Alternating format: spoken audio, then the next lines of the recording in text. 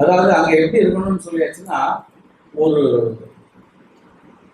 மரியாதை இருக்கும், ஒரு பயம் கலந்த மரியாதை. குழந்தைக்கு கற்றுக் கொடுத்தீர்கள் என்றால் வாழ்வில் அந்த வரை அவர்கள் உயர்ந்தவர்களாக இருப்பார்.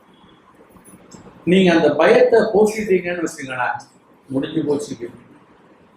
அந்த குழந்தைக்கு உங்க மேல என்ன இருக்கணும், ஒரு பயம் கலந்த அப்பா கூப்பிடுறாரு, விளையாடிட்டு இருப்பான், அவங்க அப்பா டே என்ன அடிச்சு பிடிச்சு வருவான், எல்லாம் பீச்சு என்னடா அப்பா.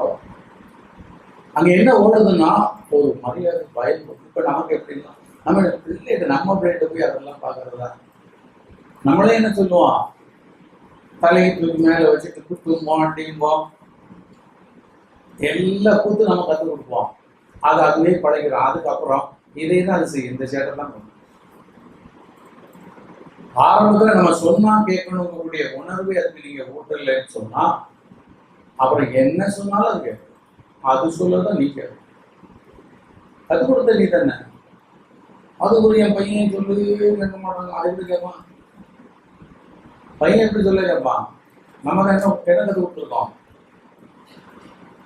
என்ன கற்றுக் கொடுத்தோம்? நம்ம சொல்லதை கேட்கணும்னு கற்றுக் கொடுக்கலையே.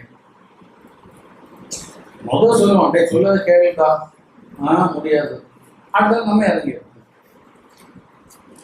அடுத்த நிமிஷம் நம்ம இறங்கிடும். அதுக்கு பிறகு அவனுக்கு என்ன ஆயிடுச்சுன்னா, முடியாதுன்னு சொன்னா எல்லா காரியம் முடிஞ்சவங்க அவன் புரிஞ்சுக்கணும். எல்லா வீட்லையும் இந்த கூட்டு ரொம்ப ரேர். ஆனா அந்த மாதிரி ரேர்ல வச்ச பிள்ளைகள் தான் பாத்தீங்கன்னா பெரிய லீடர்ஷிப். இவங்க தான் லீடர்ஷிப் வரவே முடியாது.